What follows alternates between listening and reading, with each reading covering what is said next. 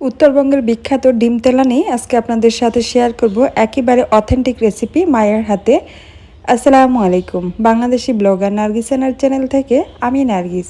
নতুন আরেকটা ভিডিও দেখার জন্য আপনাদের সবাইকে আরও একবার স্বাগত জানাই। আশা করছি যে যেখান থেকে ভিডিওটি দেখছেন বা দেখছেন না সকলেই ভালো আছেন, সুস্থ আছেন। আলহামদুলিল্লাহ আমরাও বেশ ভালো আছি।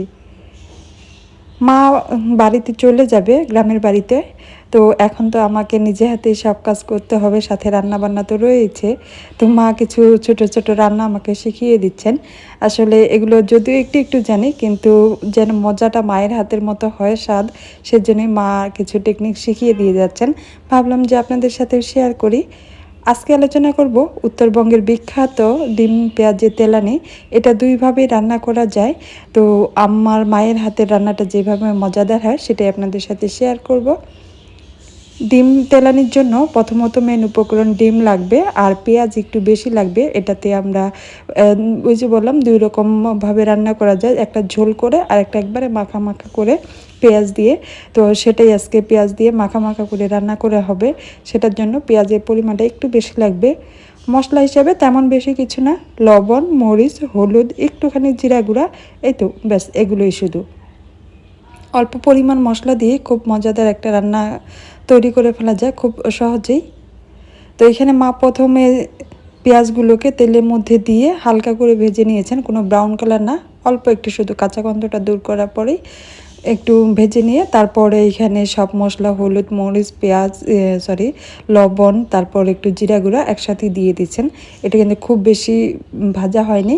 আর আমরা যেহেতু ডিম যে কোনো তরকারিতে একটু তেল কম খাই, সেজন্য তেল একটু কম। আপনারা যারা তেল বেশি পছন্দ করেন বেশি করে তেল দিয়ে পেঁয়াজটাকে একটু ভালোভাবে ভেজে নিতে পারেন। এই তো পেঁয়াজটা এই অবস্থায় আসার পরে একবারে মা পানি দিয়ে দিয়েছেন। দেখে মনে হতে পারে পেঁয়াজটা গলবে না, মজাদার টুইস্টটা তো একটু পরেই দেখতে পাবেন। তো মা এখানে এক এক করে কিন্তু সবগুলো ডিম দিয়ে দিয়েছেন। আজকে আমরা 3টা ডিম দিয়ে ডিম পেঁয়াজের তেলানিটা রান্না করব। তো যখন পেঁয়াজের মধ্যে বলকটা চলে আসবে এই অবস্থায় কিন্তু ডিমগুলো দিতে হবে। তবে এক্ষেত্রে মনে রাখতে হবে ডিম দেওয়ার পরে কিন্তু কোনোভাবেই নাড়াচাড়া করা যাবে না। ডিমটা দেওয়ার পরে এভাবে ঢেকে দিতে হবে। ডিমটা সিদ্ধ হয়ে যাওয়ার পরে একটা শেপ নেবে, মানে ডিমের অংশটা একসাথে দলীয় হয়ে যাবে। আর এই যে যখন একবারে পানিটা টেনে যাবে ঢাকনা দিয়ে ঢেকে দেওয়ার পরে দেখবেন কিছুক্ষণ পরে পেঁয়াজ থেকে পানিটা পুরোটাই টেনে যাবে, তখন ঢাকনা সরিয়ে একটা খুন্তি দিয়ে বা নাকুড়ি দিয়ে এভাবে ডিমগুলোকে আলাদা আলাদা করে সরিয়ে পেঁয়াজগুলোতে একটু যদি এভাবে আস্তে আস্তে করে চেপে দেওয়া যায়, দেখবেন সুন্দরভাবে ভর্তার মতো হয়ে গিয়েছে, একবারে পেঁয়াজগুলো গলে যাবে। বলেছিলাম না, পেঁয়াজগুলো যখন ভাজা হয়নি দেখে মনে হচ্ছিল যে একবারে কচকচে থাকবে, তাকিয়ে থাকবে। দেখছেন এভাবেই পেঁয়াজগুলো সুন্দর গলে যাবে। এই তো পেঁয়াজগুলো এই অবস্থায় নাড়তে নাড়তে যখন দেখবেন যে পেঁয়াজ থেকে তেল উপরের দিকে উঠে আসছে, ব্যাস রান্না শেষ।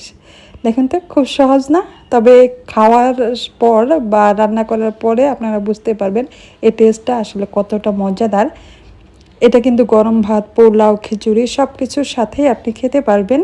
বিশেষ করে গরম ভাত আর পোলাওয়ের সাথে তো অন্যরকম একটা মজা পাওয়া যায়। তো আপনারা কিন্তু এটা ট্রাই করতে পারেন। আর ট্রাই করার পরে কেমন লাগে খেতে এটা কিন্তু আমাকে কমেন্টস বক্সে জানাতে পারেন। এই তো এটুকুই ছিল আমার আজকের ভিডিও।